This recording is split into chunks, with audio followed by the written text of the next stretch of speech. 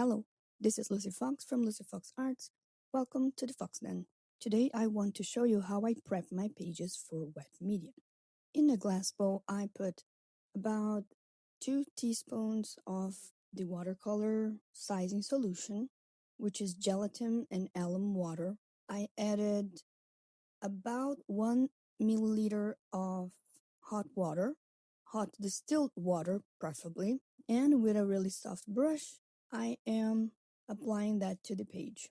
Before that, all I did was to put an old used printer paper behind just to make sure I don't end up applying part of the solution or the solution doesn't leak into the other pages. Ideally, like you can see on the page on the left side, I'm using wax paper, and there are just scraps of paper, really nothing special, nothing fancy. The brush is something you can buy in any home improvement store. Again, nothing fancy. I would only give a preference to the softest brush you can find in the store or at home. If you have an assortment of old brushes at home, that will work just fine as well. I apply an even coat of the product onto the page, first in one direction and after in another direction, just to make sure I didn't miss any areas. Technique doesn't matter all that much because this is a very watery solution, so it will not leave any texture in the paper. As soon as I applied the solution, I clip the paper in several corners and to the sides to make sure the paper is properly stretched, because paper will expand when it's wet and shrink when it's dry. During the drying time, if it doesn't receive enough tension, it might curl, wrinkle, and be deformed. Warped paper can be really difficult to work with, so in order to prevent that warping, I clip the sides and apply some tension for the first few minutes, or as soon as you notice that the paper is no longer super wet.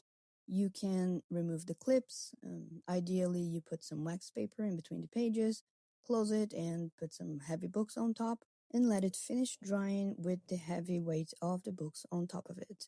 And this will ensure that the paper dries flat. Now, in this particular time, because I had already decided to do this very late at night, I decided to dry it with a hairdryer on a very warm setting and strong wind. I kept them clipped in the meantime, and I applied the hairdryer on top until I saw that the paper was no longer translucent, because once it dries, it becomes very opaque again. In the beginning of the drying with the blow dryer, I made sure I applied it into the spine first and throwing the wind from the spine to the outer edge of the paper to make sure it would still dry really flat. Another thing I recommend is that when you decide you're going to prep a page, you should just have a bunch of books with marked pages that you want to prep so you can do it all at once. That way, when you decide you want to use some wet medium, you already have a bunch of prepped pages and a bunch of different books for you to work on it. That way you prevent wastage, and you have to go through this process only once in a while. The process of applying the product is actually really quick, and if you use a blow dryer, the drying time is also really quick. The thing will take the longest time will actually be the pressing time.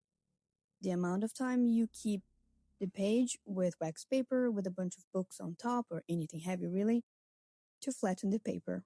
Oh, and just so you know, the process I'm describing here is the process with a water-based watercolor sizing solution. I believe Holbein has a multi-sizing solution that is very similar to this one, and it will work just as well. However, if you're going to use something like either Core or Daniel Smith watercolor ground, those products are made of resins, which means they will change the texture of the paper, and it will require an extra step, which is after it's completely dry, you get a dish scrubber, those woolen nylon kind of scrubbers, and you buff the page really well, because that will allow the texture of the brush not to be visible and will not hinder your ability to use color pencils, crayons, or other dry media you might want to apply on top of your wet media once it dries. As for the drying time, it will vary depending on the humidity of the day you decide to do this on and the temperature, but typically, if you leave it to air dry, it will take around 2 hours to dry, or at least dry enough to be able to put the wax paper in between and press it to flatten the paper out. And in the press, I usually keep it for at least another couple of hours, but I actually like to do this at night because then I can just put a bunch of heavy books on top of it and go to sleep. In the next morning, it will be completely flat and I never even had to think about it twice. And people, I know it might look like a lot of work, but I promise it's not. It's really quick. There's mostly waiting, so you can just leave it there and go do something else. And the reason I'm stressing this is because a lot of people get a bit lazy or they just feel too intimidated and they don't prep their pages. And the reason I'm advocating for prepping your pages for web media is, one, it will make your life so much easier, and two, it will prevent it from leaking and bleeding through and ruining a potential page that you love. And I am speaking from experience. I ruined plenty of pages all by myself just because I didn't want to prep the page. That's it for today, guys. I hope you have a wonderful evening. Thank you for your company and see you in the next one. Bye!